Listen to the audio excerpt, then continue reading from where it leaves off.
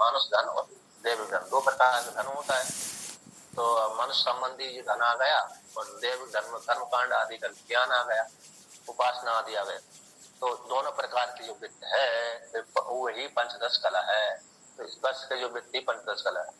आत्मा अस्य षोडशी कला कहते हैं। इससे एवं वित्त पुरुष की आत्मा, आत्मा एव, तो आत्मा एव शब्द यहाँ पर शरीर का वाचक है। इसका वाचक है निर्विशेष आत्मा, जीवात्मा आदि का वाचक नहीं, बल्कि शरीर का वाचक है। तो यहाँ पर आत्मा एव अस्य षोडशी कला, इस साधक की, जानने वाले साधक की आत्म शरीर ही, पिंड ही, स्थूल शरीर ही इसकी षोडशी कला है। सब है प्रजापति, पिंडात्मा वाला जो प्रजापति है। वित्तेन एव चा अपूर्यते, तो कहते हैं जो षोडश कला वाला साधक है वित्त के द्वारा, तो गोधन आदि जो धन है ना, कर्मकांड आदि है, उसके माध्यम से, गाय भैंस आदि के माध्यम से, अन्न के माध्यम से अपूर्यते, क्या होता है, पूर्ण होता है। जब धनाढ्य को कर्म करने से धन आ गया तो उसके द्वारा पूर्ण हो गया, और जब यानी उसको किसी कारण से हानि हो गई व्यापार आदि में, घाटा हो जाता है। तो वित्तेन एव च अपूर्यते, तो वित्त के द्वारा वह प्रजापति रूप संवत्सर आत्मा रूप प्रजापति साधक है, वो पूर्ण होता है। अब क्षीयते, कोई कारण विशेष हो गया, शरीर में रोग आदि आ गया तो फिर कर्म नहीं कर पाता है, तो अब क्षीयते है ना, क्षय को प्राप्त हो जाता है। तो इस प्रकार से वित्त के द्वारा पूर्ण करता है, वित्त के द्वारा ही, अरे वित्त नहीं है किसी कारण विशेष से घाटा लग गया तो अपक्षीय भी हो जाता है। तो इस प्रकार से तद एतत् नभ्यम, कहते ऐसे तद एतत् है, एतत् है नभ्यम है, नभ्यम मतलब नाभि, नकार को दे करके तकार को अरे नकार हो गया, तो तद एतन, तो तद एतन में है एतद, नभ्यम है नाभि, नाभि के लिए हित करी थी नभ्यम, नाभि हितम इति नभ्यम, तो नाभि नाभिम व अरति थी नाभि नभ्यम, तस्य भाव है नाभि।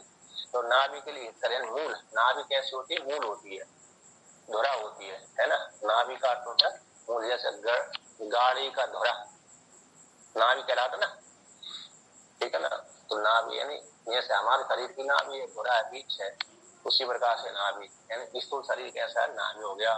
यद अयम आत्मा, वो नाभि क्या है, उसी का अर्थ यद अयम आत्मा, शरीर, ये शरीर ही धुरा स्थानीय है, मूल है। तो इस प्रकार से तो प्रदीर्वृत्तम, प्रदीर्वृत्तम उस शरीर के माध्यम से, प्रधि यानी नेमी, प्रधि यानी धुरा, नाभि, मूल आदि, वो वृत्त परिवार स्थानीय है। तो परिवार स्थानीय, यहाँ पर प्रधि भगवान, प्रदीर्वृत्तम शब्द का अर्थ कर दिया भगवान भास्कर ने, परिवार स्थानीय भाई चक्रस्य एव अरा नाभि, अरा नेमी आदि, अरा नेमी। तो इस प्रकार से जो परिवार स्थानीय है, प्रधि यानी नेमी यानी अरे बड़ा हुआ, इसके माध्यम से, शरीर के माध्यम से व्यक्ति धन आदि के द्वारा वृद्धि को प्राप्त होता है। धन आदि के माध्यम से, शरीर के माध्यम से, धन आदि के द्वारा शरीर के माध्यम से वो अपने व्यापार आदि करता है जीवात्मा।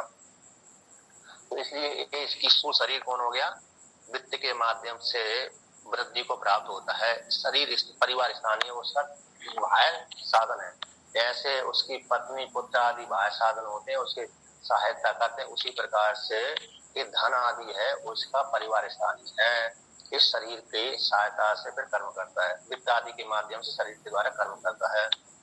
तस्मात् यद्यपि सर्वे ज्ञानी जीयता, तो कहते हैं तस्मात् यद्यपि, यद्यपि जो साधक है सर्वज्ञानी, तो सर्वज्ञानी तो सर्व संपूर्ण, ज्ञानी में वयो हानि, ज्ञा धातु है, वयो हानि धातु है, तो नहीं प्रत्यय कर दिया तो ज्ञानी बन गया। यदि उस व्यक्ति का सारा धन नष्ट हो गया, सारा धन जैसे जुआ के द्वारा कोई नष्ट कर देता है, कोई किसी प्रकार से कोई ऐसा कर्म ही उसका ऐसा बन गया जिसके द्वारा उसका सारा धन समाप्त हो गया, अपहरण हो गया, अब चोर चोरी करके ले गया, तो जीयते नहीं, जीयते का हो गया, अरे गिलानी प्राप्त होती, सारा धन समाप्त हो गया उसका, जब सारा धन समाप्त हो गया तो कहते हैं मर जाना चाहिए, है ना। सारा धन समाप्त हो जाता है, जब नष्ट भ्रष्ट हो जाता है तो कहते ना आत्मना चेत जीवती, यदि वो मरा नहीं है, उसने आत्महत्या नहीं करी, जैसे महाराष्ट्र में अथवा अन्य जगह जैसे किसी व्यापारी को बहुत अरे व्यापार किया, व्यापार करने का घाटा लग गया, भयंकर कर्जा हो गया। अब कर्जा से परेशान, कर्जा वाले व्यक्ति उसके पास मांगने आते थे, तो अपने किसको दूं किसको ना दूं, कहाँ से लाकर दूं, परेशान होकर आत्महत्या कर लेता है नहीं लगता। महाराष्ट्र में तो ये तो ज्यादा लोग चाहती है कि जो किसान आदि बहुत आत्महत्या करते हैं, क्यों? कर्जा न चुकाने के कारण, है ना। ऐसी ज्यादा लोग की आती वहीं पर महाराष्ट्र की आती है। तो कहते हैं कि सारा धन तो उसका समाप्त हो गया, किसी कर्म के कारण व्यापार में घाटा लग गया, तो फसल आदि पैदा नहीं हो पाए, तो उसने आत्महत्या नहीं करी। आत्मना चेत जीवती, शरीर के द्वारा, आत्मा नहीं शरीर के द्वारा, जो रथ चक्र स्थानीय शरीर है ना, ऐसे शरीर के द्वारा चेत जीवती, यदि जीवित है, मरा नहीं, मतलब उसने आत्महत्या नहीं करी, ठीक है ना। चेत जीवती, यदि धारण कर शरीर से बना हुआ है अभी, तो कहते हैं प्रदीना अगारिति, वो धन के द्वारा जो उसके शरीर का जो बाह्य साधन थे उसके द्वारा तो नष्ट हो गया था। कैसे? अरे जो प्रदीना ने बाह्य परिवार स्थानीय है जो धन था उसका, वो तो नष्ट हो गया था। कहते शरीर से अभी जीवित है तो अगाध का होगा क्षीणो है, जैसे क्षीण होने पर भी क्षीण हो गया था धन के द्वारा, धन उसका पूरा समाप्त हो गया, किंतु उसने अपने शरीर को त्याग नहीं किया, तो इति, तो नष्ट होता हुआ भी इति एव आहु, तो आहु यानी कहते हैं जो जानने वाले विद्वान आदि कहते हैं, कौन कहते हैं? जो ब्राह्मण आदि आहु है ना, शास्त्र को जानने वाले, शास्त्र को जानने वाले हो या तो न जानने वाले, सामान्य कहते हैं यदि उसने आत्महत्या नहीं करी इत्यादि है, मरा नहीं, तो वो पुनः अपने कर्म के अनुसार पुनः वित्त को लेकर के पुनः वृद्धि को प्राप्त हो जाएगा। तो आहु ऐसा कहते हैं, वृद्धि के द्वारा जो उसका जो बाह्य परिवार स्थानीय जो धन है, उस धन के द्वारा पुनः क्या हो जाएगा? वृद्धि को प्राप्त हो जाएगा, क्योंकि उसने शरीर का त्याग नहीं किया, ठीक है ना। शरीर का त्याग कर दिया तो मर ही गया वो तो, और शरीर का त्याग नहीं किया तो फिर पुनः आत्मकर्म करेगा, कर्म करेगा तो धन आएगा, धन के माध्यम से व्यापार करेगा तो फिर वृद्धि उसको हो जाएगी, ठीक है ना। तो ये हो जाएगा प्रजापति अपने कर्म के अनुसार, साधक रूप जो प्रजापति है कर्म के अनुसार वृद्धि प्राप्त होता है धन आदि के माध्यम से। वो धन आदि के माध्यम से वो यदि घाटा आदि लग गए तो वो अपर भाव को प्राप्त हो जाएगा, किंतु शरीर त्याग नहीं किया तो शरीर वित्त से, वित्त अगर पैसा नहीं आदमी वैसे चिंता के कारण, शरीर चिंता के कारण होता, लेकिन उसने अभी शरीर त्याग नहीं किया, मतलब ये तो फिर वृद्धि को प्राप्त हो जाता है। धैर्य को धारण करता है तो पुनः वृद्धि को प्राप्त हो जाता है वो। हाँ, तो फिर तो इसका क्या मतलब है? तो इस प्रकार से जैसे चंद्रमा की तिथियां घटती बढ़ती रहती हैं, उसी प्रकार से ये प्रजापति लोग जो कौन है, ये साधक ही अपने धनादि को लेकर के वृद्धि प्राप्त हो जाता है, धनादि के अभाव से वो अपने स्वभाव को प्राप्त हो जाता है। हर एक के जीवन में स्वामी जी ऐसा होता है कि पहले धन होता है, बीच में चला जाता है, फिर आ जाता है, तो ये हमेशा चलता रहता है, ये कलाओं की तरह घटता बढ़ता रहता है, हर एक के जीवन में होता है। सही हाँ, और हर एक के जीवन में आता रहते है, वृद्धि रास आते रहते हैं, उसी में साधक को तात्पर्य निकाल लेते हैं कि भाई ये तो संसार चलता रहेगा, इसको छोड़ो क्या रहा है क्या नहीं। साधक इसी को तात्पर्य निकाल के कहता है संसार तो ऐसा ही है, ये तो चलता ही, वृद्धि ह्रास वाला संसार तक चलता ही रहेगा, अब इसको छोड़ो, इसमें क्या झंझट करना है, तो सीधा संन्यास ले लो। पटेरिया जी सुना है ना, पटेरिया जी नहीं लेंगे महाराज जी, सबको संन्यास दिलवा देंगे। घर त्यागने से नहीं है कौरव जी, उनका तात्पर्य है कि आसक्ति का त्याग करो, घर में रहो, मना थोड़ी है, काम करो, क्योंकि अगर गृहस्थ नहीं होंगे तो बाबाओं का भी काम कैसे चलेगा, है ना। त्याग का मतलब है कि कर्म संन्यास होना चाहिए, मतलब कर्म करो लेकिन आसक्ति रहित कर्म का नाम ही संन्यास है। कर्म संन्यास गीता में जो पाया है उसका तात्पर्य घर बार छोड़ना नहीं है। जी जी। चलो देख आगे कहते हैं कि यो यहाँ पर वर्णन करते हैं कि यो, हाँ, भाष्य कहते हैं यत पूर्वम आदि दैविक त्रि अन्नात्मक प्रजापति उपासनम उत्तम।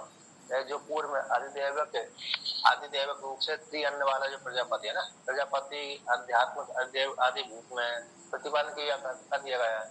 तो अधिदेवक त्रिअन्न प्रजापति की उपासना का वर्णन कर दिया गया। तो भाई प्रजापति कैसे उपासना करने वाला साधक, तद हम अस्मि प्रजापति, वह प्रजापति कौन, मैं हूँ। तद हम अस्मि प्रजापति, मैं वह जो अधिदेवत में प्रजापति वो मैं ही हूँ। इति आंग्रेण कर्तव्यम, आंग्र उपासना मतलब कैसे, जो अधिदेवत में प्रजापति है यानी संपूर्ण जगत में गया हुआ है। विराट रूप जो प्रजापति है, चंद्रमा हो या तो सूर्य हो अथवा हिरण्यगर्भी हो, है ना, विराट हो। तो जो विराट रूप प्रजापति है जिसने 7 अन्नों को उत्पन्न किया था और सृष्टि आदि करी, ऐसा प्रजापति वो मैं हूँ। ऐसी अंग्रह के द्वारा, अंग्रहण कर्तव्यम यानी अंग्रह उपासना के माध्यम से उसी को वो प्रजापति मैं हूँ इस प्रकार से श्रुति विधान करती है।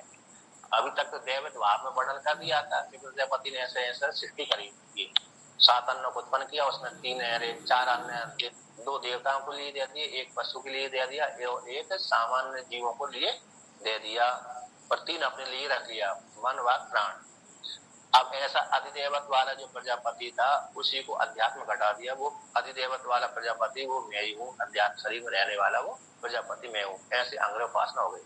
यानी जैसे हमारे चक्षु के भीतर रहने वाला चेतन, चक्षु इंद्रिय के भीतर रहने वाला चेतन और आदित्य मंडल में रहने वाला चेतन कौन है, एक है। तो दोनों का एक्ट कर लिया, ठीक है ना। उसी प्रकार से जो हमारे में जो साधक हो, साधकों के लिए ये जो प्रतीक उपासना और अंग्रह उपासना थोड़ा स्पष्ट रूप से और बता दीजिएगा कैसे करते हैं। जैसे अंग्रह उपासना का भी बता दीजिए पहले, फिर अंग्रह उपासना, फिर और प्रकार की उपासना है वो। जैसे प्रतीक उपासना है, प्रतीक मतलब स्थूल वर्ग। जैसे भगवान मंदिर में जाकर के अरे शिव जी की, विष्णु की, शिवलिंग आदि उपासना की जाती है, ये प्रतीक उपासना कहलाती है। और अधिष्ठान प्रदान है, अधिष्ठान ये प्रदान है, प्रतीक उपासना अधिष्ठान प्रदान। इसमें व्यक्ति को ये विश्वास देता हाँ इसके भीतर भगवान है किंतु मैं अलग हूँ, ये भगवान इसकी मूर्ति के भीतर बैठे हुए हैं। तो उसमें मूर्ति का बात नहीं हो पाता, मूर्ति का उसमें बात नहीं हो। वहां पर शालिग्राम पत्थर की शिला में शालिग्राम है, तो लेकिन पत्थर की शिला प्रत्यक्ष दिख रही है, वो मूर्ति पत्थर की शिला है तो प्रत्यक्ष रूप से दिख रही है। ये हो गई प्रतीकोपासना, अधिष्ठान प्रदान, अधिष्ठान प्रदान प्रतीकोपासना। अब अंग्रह उपासना तो जिससे वो अरे हम ईश्वर की उपासना कर रहे हैं, मन है ना, अन्य की उपासना कर रहे हैं, किसी जिसकी उपासना कर रहे हैं, वो अधिष्ठान तो गुण हो जाता है। जैसे मनो ब्रह्म वित्ती उपासिका, मन ब्रह्म, तो अधिष्ठान तो गुण हो जाएगा और बल्कि आरोप प्रदान हो जाएगा। क्या हो जाएगा, जिसमें हम जैसे सूर्य में तो प्रतीक उपासना, सूर्य की जब हमने अपने को कह लिया, क्या कर लिया, तो मैं ब्रह्म हूँ, है ना, मन ब्रह्म है तो मैं ब्रह्म हूँ, तो मन का तो गुण भाव हो जाएगा, मैं ब्रह्म हूँ, इस प्रकार से प्रदान हो जाएगा। अर्थात अंग्रह उपासना का अर्थ होता है अधिष्ठान गुण हो जाना, अधिष्ठान गुण हो जाना। और आरोप जो वस्तु है, आरोप वस्तु कैसे हो जाती है, प्रधान हो जाती है। जैसे वो लौकिक उदाहरण है, लौकिक उदाहरण कौन सा हो गया, जैसे मीराबाई, मीराबाई ने इतनी भयंकर उपासना करी कि भगवान श्री कृष्ण ने मूर्ति न बन करके सीधा सीधा साक्षात भगवान ही प्रकट हो गए मूर्ति से, है कि नहीं। तो वह मूर्ति गुण हो गई, वो जो मूर्ति है ना गुण हो गई। लेकिन वहां भी भेद बुद्धि उसकी थी, मीराबाई की क्या हो गई, कृष्ण अलग है मैं अलग हूँ, तभी तो मूर्ति से वो निकली, मूर्ति से भगवान वो निकलना पड़ी। लेकिन अंग्रेह में क्या हो जाती है, स्वयं ही व्यक्ति वो ही बन जाता है। अंग्रेह में हो जाता है अधिष्ठान गुण हो जाता है, आरोप प्रदान हो जाता है। जैसे दूसरा उदाहरण है, रस्सी में सर्प है, रस्सी में सर्प के रस्सी तो गोल हो जाती है वहां पर, है ना, और सर्प कैसे हो जाता है, प्रधान हो जाता है। हुआ कि नहीं हुआ जी। तो जो क्योंकि रस्सी देखेगी तो व्यक्ति को भय नहीं होगा, और सर्प देखेगा तो भय हो जाएगा, इसलिए वहां पर रस्सी रूप जो अधिष्ठान थी वो गुण हो गई और सर्प प्रधान हो गया। उसी प्रकार से तो मैंने अपने मन में अब ब्रह्म माना, अतः मैं प्रजापति हूँ। अभी तो मैं स्थूल शरीर वाला जीवात्मा हूँ, किंतु मैंने अपने शरीर में ही प्रजापति की भावना कर ली, तो मैं अपने आप को प्रजापति ही मानने लगा। जैसा दूसरा भागवत का उदाहरण है, अरे पुंडरीक नाम के जो राजा है ना, तो पुंडरीक नाम के राजा ने अपने 4 भुजा नकली लगा लिए, कृष्ण भगवान बन गया, वासुदेव बन गया। तो वो उसकी यद्यपि उसकी भावना अच्छी थी, लेकिन उसको कल्याण हुआ था, तो मतलब वो तो अहंकारी था। लेकिन जो ऐसी अहंकार भक्ति से युक्त है, अहंकार करे तो उसको निश्चित रूप से वही अरे फल की प्राप्ति होगी। तो क्या रावण की उपासना क्या अंग्रह उपासना है क्या? वो तो क्योंकि राम बाद में हो गया था, राम की जो जैसे रावण की जो उपासना है वो क्या अंग्रह उपासना हो गई? नहीं, रावण वो तो वहां पर भक्ति को लेकर द्वेष आदि को लेकर तो हुई थी। मतलब पुंडरीक का मैंने बोला था, पुंडरीक का उदाहरण दिया है। तो पुंडरीक ने जैसे अपने शरीर में कल्पना करी थी ना कि मैं ही वासुदेव हूँ, यदि उसकी यद्यपि उपासना तो थी उसकी, लेकिन द्वेष के कारण थी वो। पौंडक नाम का राजा था वो, तो लेकिन उसकी उपासना यदि उसकी दृढ़ हो जाती तो पूरी अंग्रेजी उपासना थी उसकी, लेकिन उसने अहंकार से होकर करी थी, भेद बुद्धि से अपने को। लेकिन यहाँ पर कैसे साधक तो भक्ति से युक्त करता है, अतः अपने में आरोप करता है, दूसरे को परेशान करने के लिए नहीं करता। वहां पर पौंडक ने तो दूसरे को परेशान करने के लिए किया था, यानी किस भगवान को कहते तुम छोड़ो, मैं ही भगवान हूँ, इस प्रकार से। किंतु यहाँ पर तो अभी चिंतन चल रहा है, मैं और मेरे में और उसमें कोई भेद नहीं है। जिसकी मैं उपासना कर रहा हूँ उस उपासक में और मुझ उस उपास्य में और मुझ उपासक में, मैं उपासक हो गया और वो जिसकी मैं उपासना करूं वो उपास हो गया। उपास्य और उपासक में भेद नहीं रहा, तो उपास्य उपासक में भेद नहीं रहा तो अंग्रह हो गई, अतः उपासक ही उपास्य बन गया। अंग्रह में द्वैत है, नहीं अंग्रह में द्वैत है और प्रतीक में द्वैत है। हाँ, प्रतीक में थोड़ा भेद बुद्धि, क्योंकि प्रतीक में मालूम पड़ता है आपको कि देखो मैं वो सामने जो मूर्ति पत्थर की है, यदि भी थोड़ा विश्वास देता है वहां पर भगवान बैठे हुए हैं, खाए नहीं कभी मूर्ति से निकल करके। स्वामी जी अभी जो है स्वामी राम तीर्थ जी महाराज हुए हैं, स्वामी राम उनकी जो उपासना थी वो अंग्रह उपासना थी। जैसे कहता है मैं ही सूर्य बनकर चमक रहा हूँ, मतलब उनके उद्गार जब आप सुने, सारी चीजें पढ़े उनको, तो मतलब उनकी अंग्रह उपासना थी कि मैं ही सूर्य रूप से तप रहा हूँ, मैं ही सर्वत्र हूँ, मैं ही सर्वरूप हूँ, मैं ही, ऐसा उनका भाव एक हो गया था पूरा। नहीं, वो भाव वो ज्ञान हो गया, ज्ञान ही हो गया, ज्ञान तो वो ज्ञान। हाँ, तो अंग्रह उपासना जब परिपक्व हो जाती, देवता को निमित्त बना करके होती है, तो वो उपासना कहलाएगी। ब्रह्म को लेकर के बने उपासना करेंगे तो क्या हो जाएगी, वो ज्ञान हो जाएगा, क्योंकि ब्रह्म तो व्यापक है। तो जैसे रहद्र में ही अरे जो कहते हैं कौन, वामदेव ऋषि, वामदेव जी, मैं ही मन हुआ था, मैं ही सूर्य हुआ था, मैं ही चंद्रमा हुआ था, तो ब्रह्म ज्ञान है, अनुभूति है वो। तो जो राम तीर्थ महाराज ने बोला कि मैं ही ये हूँ वो हूँ, मतलब राम हूँ, कृष्ण हूँ, विष्णु हूँ, शिव हूँ, सूर्य चंद्रमा, तो वो ज्ञान हो गया। तो इस प्रकार से व्यक्ति अपने को कहे तो अरे दृढ़ भावना करते करते वो उपासना ही ज्ञान रूप में परिणत हो जाएगी। ब्रह्म से संबंधित होने वाली जो उपासना है वो ही दृढ़ जब हो जाएगी तो ज्ञान का प्रतीक ही हो जाएगी। जब तक थोड़ा भेद बीच बीच में यदि उसका भेद बना रहा है तो थोड़ा मरने के पश्चात उसको ब्रह्म लोक प्राप्त होगा, और प्राप्त होने के पश्चात वहां पर जाकर ज्ञान हो जाएगा, क्योंकि व्याकरण उपासना कीट न्याय की तरह हो जाता है। जैसे भृंगी कीट होता है, लाकर रखता है, पहले तो होता है, धीमे धीमे धीमे वो वही रूप हो जाता है, वही रूप हो जाता है। हाँ, यदि किसी ने अरे यहाँ पर देवता विशेष की कही तो फिर वो तो उसकी उपासना फलीभूत हो गई तो देवता में जाकर लीन हो जाएगा। हाँ।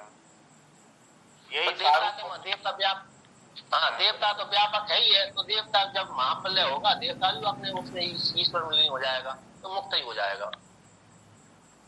उपासना थोड़ी कमजोर रही तो फिर लोग विशेष फल की प्राप्ति होगी। एक और तीसरे प्रकार की आपने बताई थी, तो वो कर्म अंग अबद्ध उपासना कहलाती है। हाँ, कर्म अंग अबद्ध, कर्म के अंग से संबंधित होने वाली उपासना। तो कर्म अंग से संबंधित होने वाली उपासना का नाम है कर्मांग अबद्ध उपासना। 3 प्रकार की उपासना होती है, कर्म अंग अबद्ध उपासना यानी कर्मांग बद्ध उपासना, अंग उपासना, प्रतीक उपासना। तो प्रतीक का ही दूसरा है। इसमें कैसे होता है कर्मबद्ध अंगों पर? अब जैसे 10 पूर्णमास आग है, 10 पूर्णमास आग में ऐसे जो पंच जो आएगा ना, 5 भाक्तिक शाम, 7 भाक्तिक शाम, उसमें जो प्रकृति आग का जो विकृति आग होते हैं, प्रकृति आग की विकृति आग, उस विकृति मतलब एक उपासना का नाम क्या बताया स्वामी जी? कर्मांग बद्धोपासना, कर्मांग बद्धोपासना, कर्म अंग अबद्ध, तो जोड़ लीजिए, है ना। कर्म अंग अबद्ध संबंधित है, कर्म के अंग से संबंधित होने वाली उपासना को कर्मांग बद्धोप उपासना हो गई, कर्मांग बद्धोप। एक छांदोपनिषद में आपने सुना होगा। हाँ, पढ़ा। तो वहां पर आया, तो ये हो गए। इसमें क्या प्रदान होता है? इसमें अधिष्ठान प्रदान हो गया जैसे इसमें, और इसमें आपने अधिष्ठान गौड़ हो जाता है और वो सर्वभाव आने लगता है। इसमें क्या होता है इस उपासना में? इसमें भी एक प्रतीक को लिया जाता है, लेकिन वो इसमें भी जैसे ह्रींकार की उपासना कर ली, एक स्तोत्र का पाठ कर लिए, इस देवता से संबंधित है। ओमकार की उपासना करी, उस देवता से संबंधित है। ह्रींकार, ओमकार और ये वेद, उस वेद इस फल को देने, वेद है ना, ये वेद इस फल को देने वाले, वहां पर स्तोत्र आदि का वर्णन आता है। शाम भागते के अरे कर्म है, सात भागते कर, मतलब एक स्त्रोत विशेष है। अब इस उपासना में जैसे का जैसा पाठ करते हैं वैसा उसको फल मिल जाता है, ये फल के लिए है। फल तो तीनों के लिए ही है, फल तो तीनों के लिए है। जैसे कर्मांग, इसमें देखिए, इसमें अरे कर्मांग उपासना में प्रकृति आग के साथ मिलकर के फलपूर्ण प्राप्त होगा। प्रकृति जैसे जो प्रकृति याग बड़ा याग हो गया, उसके साथ जो छोटी छोटी स्त्रियों का याग है, वो तो छोटी छोटी ये पाठ कर लिए, स्त्रोत्र का पाठ कर लिया, वो स्त्रोत्र का पाठ कर लिया, उस स्त्रोत्र का पाठ कर लिया, तो पाठ करने से उसको पुण्य मिलेगा, पुण्य के माध्यम से उसको उस फल की प्राप्ति हो जाएगी। ठीक है ना? ठीक, समझ में आ गया। हाँ, स्त्रोत्र का विशेष का पाठ है, और उसी का चिंतन का शरीर में घटाते हैं। उसमें भी जब हिंकार को घटाएंगे तो ये हमारा शरीर हिंकार है, एक एक अक्षर में ऐसी दृष्टि रखना है। सुबह शाम एक एक स्त्रोत्र का पाठ कर लिया, उपासना परिपक्व हो जाती जैसे है ना। उपासना भागवत में बताते हैं कि ये जो नदियां हैं, इस नाड़ियां हैं, वृक्ष हैं, रोम हैं, वो विराट, वो तो विराट उपासना है, मतलब वो तो जैसे उसको सिद्ध किया है कि वो भगवान की सर्वरूप में विद्यमान है, वो सर्वोपासना हो गई उस तरह से। हाँ, व्यापक उपासना है वो, व्यापक उपासना। तो यही है, कर्म के साथ संबंध होने वाली उपासना को कर्म अंग अवबद्ध उपासना, और प्रतीक उपासना यानी अधिष्ठान प्रदान, और अंग उपासना आरोप प्रदान। ये हो गया। विशेष रूप से दो ही है, प्रतीक उपासना, अंग उपासना। आरोप प्रदान है, आरोप आरोप प्रदान, अंग्रह का अर्थ आरोप प्रदान। जैसे मन अनंत है, मन की विश्वदेव अनंत है, उसी प्रकार से मन भी अनंत है। मन को विश्व देवता के साथ एक किया है वहां पर, मतलब ब्रह्म सूत्र में आया है कि अंग्र उपासना का उदाहरण दिया। वहां पर मन अनंत है, अतः विश्व देवता अनंत है, तो विश्व देवता अनंत है तो मन कैसे अनंत होगा? कि मन की वृत्तियां अनंत है। मन की वृत्तियां कैसे होगी? अनंत है। तो एक क्षण में एक वृत्ति बनी, दूसरे क्षण में दूसरी वृत्ति, तीसरे क्षण में तीसरी वृत्ति बनती रहती ना। उसी प्रकार से विश्व देवता भी अनंत है।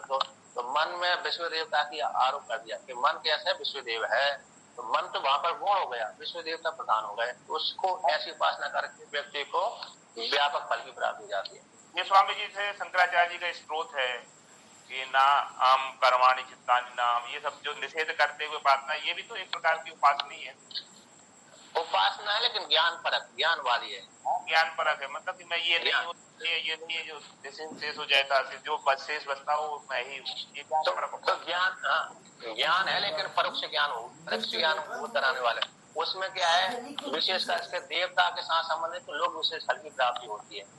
मतलब यहाँ पर है स्वामी जी अधिष्ठान प्रदान कहलाई ना, प्रतीक उपासना अधिष्ठान प्रदान। हाँ अधिष्ठान उसी प्रतीक उपासना की अंग्र उपासना भेद है। अंग्र उपासना भी प्रतीक उपासना का ही भेद है। एक आरोप प्रदान हो गया, एक अधिष्ठान प्रदान हो गया। दोनों ही प्रतीक उपासना है, लेकिन एक कैसे हो गई, आरोप प्रदान हो गया और एक अधिष्ठान प्रदान हो गया। उसकी भेद है तो प्रतीक उपासना ही दोनों ही, समझ गए? आप ये साक्षात शिव की मूर्ति में करते करते साक्षात शिव ही है, जब ऐसा अनुभव हो जाता है तो ज्ञान गौड़ हो जाता है और प्रमुख हो जाते हैं। ये जो आपने बताया कर्म अंगबद्धोपासना, ये क्या प्रधान है? इसमें तो कर्म के साथ जो प्रकृति याग के साथ विकृति याग की उपासना होती है। कर्मों की उपासना, परिच्छिन्न कर्मों की उपासना। जैसे आप श्री विद्या की उपासना है ना, कर्म अंगबद्धोपासना है। जैसे श्री विद्या के पास श्री विद्या की माना, श्री विद्या में भी यार पूरी श्री विद्या एक उपासना हो गई, बड़ी उपासना। अब उसमें आज इस स्त्रोत्र का पाठ करना है, जैसे एक अक्षर का जाप इतने एक पुरुष एक अक्षर का कर लिया, फिर 3 अक्षर वाला मंत्र ले लिया, फिर 5 अक्षर वाला मंत्र ले लिया, फिर 7 अक्षर वाला, फिर 10 अक्षर, फिर सोरची ले लिया। सोरची तक लेते हैं, सोरची जब हो जाएगी, सोरची वाला मंत्र ले लिया तो पूरी श्री विद्या पूरी हो गई, है ना। जब तक अरे सोरची वाली उपासना की है, श्री विद्या की उपासना तो फल है कि जो इनको वेदांत का ज्ञान जो है हो रहा है, अंग अंग से निकल रहा है। जैसे कहीं भी सुई छुआओ ब्लड निकलता है, ऐसे एक रामचरित मानस की चौपाई निकल आती है। नहीं, जैसे श्री विद्या की उपासना लेते हैं ना, तो बहुत से व्यक्ति तो सोरची तक लेते हैं उसको, है ना। तो तब तक एक मंत्र का जाप करते करते करते फिर उसको छोड़ देते। जब एक पोर्शन हो गया तो छोड़ देते हैं। सोरची दीक्षा है स्वामी जी, सोरची दीक्षा है, तो उसको जाप करना पड़ता है।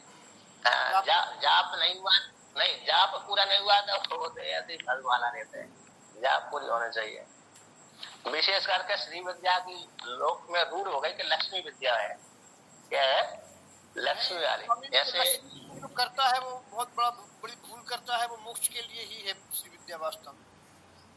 नहीं, हम तो वो तो हमको तो मालूम है, लेकिन प्राय करके कोई भी श्री विद्या उपासना करते हैं महात्मा लोग, लक्ष्मी के लिए दूसरे महात्मा लोग उपासना करते हैं, तो दूसरे महात्मा उसको व्यंग के बाण जब मारते तो कहते हैं अरे किसकी उपासना? श्री विद्या, लक्ष्मी की उपासना कर रहे हैं। तो उसको व्यंग के बाण जब मारते हैं ना, व्यंग बोलते ना कटाक्ष से। ये तो राजराजेश्वरी की उपासना, श्री विद्या की उपासना राजराजेश्वरी की है, साक्षात पराम्बा की उपासना है एक्चुअली। ये तो हाँ, वो तो मतलब भगवती है, मतलब ब्रह्म विद्या है। लेकिन जो महात्मा जब उपासना करते हैं तो उससे दूसरे महात्मा जब बोलते हैं ना, उससे यदि कटाक्ष करते हैं ना व्यंग, तो कहते हैं किसकी उपासना? श्री विद्या है। अच्छा, लक्ष्मी की उपासना कर रहे हो। तो ऐसा उनका कटाक्ष मारते हैं। शंकराचार्य जी को कल्पात्री जी महाराज ने सोरची दीक्षा दी थी, तो कहा था कि कभी जीवन में इसे धन के लिए नहीं करना, बोले मोक्ष के लिए ही करना, नहीं तो विद्या का दुरुपयोग होगा। ओमकार महाराज जी भी करते थे, महाराज जी भी करते हैं, बहुत सन्यासी बहुत करते हैं। ओमकारेश्वर सन्यासी लोग श्री विद्या की उपासना करते हैं। जैसे एक ओमकारेश्वर में अरे ओंकारेश्वर में एक महात्मा जी को की महाराज करते हैं अभी जो बच्चे करते हैं वो तो वो तो करते हैं, क्योंकि एक तो संन्यास परंपरा तो उनकी है, संन्यास परंपरा वाली दीक्षा, और सोर्सी की श्री विद्या की दीक्षा है उनके पास में, क्योंकि उनके पास महाराज जी ने उनको दी थी, महाराज जी को भी उनके महाराज जी ने दी थी।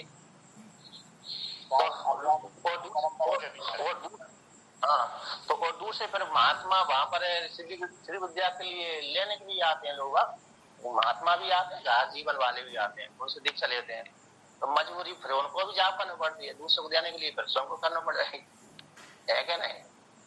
अच्छा है, तभी तो ये संप्रदाय परंपरा चलती रहती है और ये आश्रम परंपरा चलती है।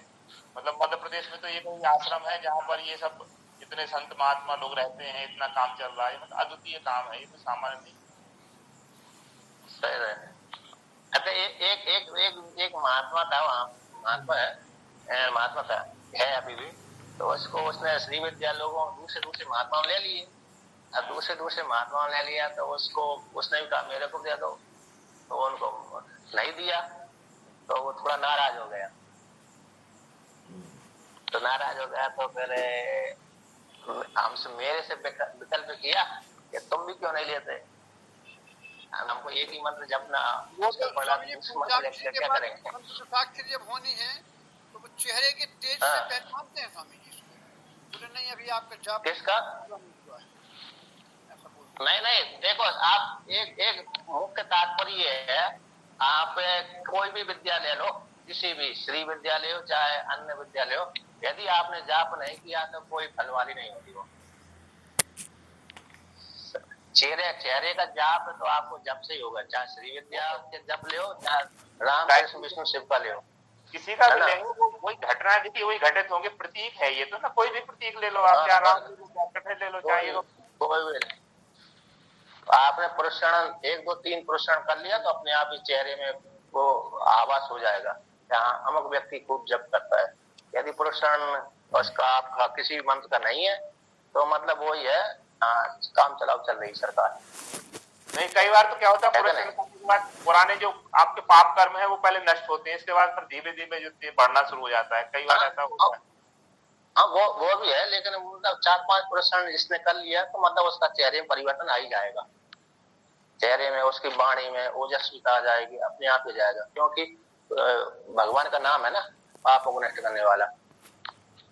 विद्यारण स्वामी ने आते हैं 12 प्रश्न के विषय में आता है, 12वीं बात 13वीं में उनको भगवती का दर्शन हुआ था, उन्होंने तो उनकी भी उपासना की थी, क्या नाम कर भूत की प्रेत नहीं, विद्यारण स्वामी नहीं किया था,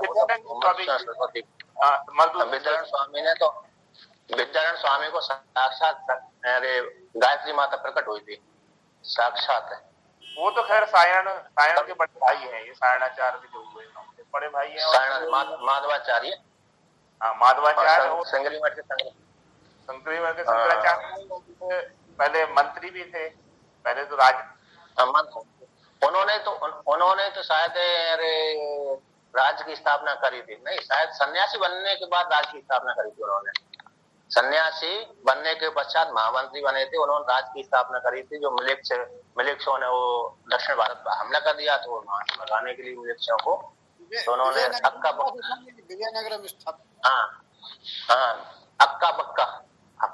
नाम मुगल गुलाम बना पाए, अंग्रेज गुलाम बना पाए, लेकिन बाद में थोड़ी गलती हो गई वहां पर।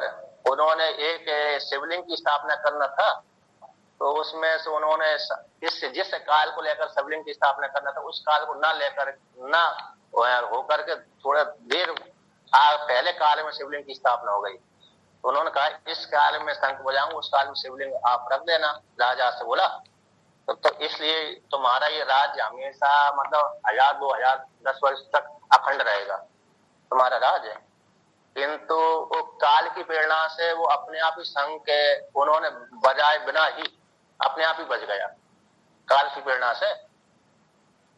तो फिर वो राज्य उनका रहा तो चला तो था, लेकिन 100 वर्ष के बाद नष्ट हो गया। फिर चलिए कोई बाद में दोबारा चला तो मतलब घटना, लेकिन अभी वो अब तो वो नष्ट भ्रष्ट है ना विजयनगर, किष्किंधा नाम की नगरी, विजयनगर बसाया, कहाँ पर बसाया? किष्किंधा नाम की नगरी है वो तो।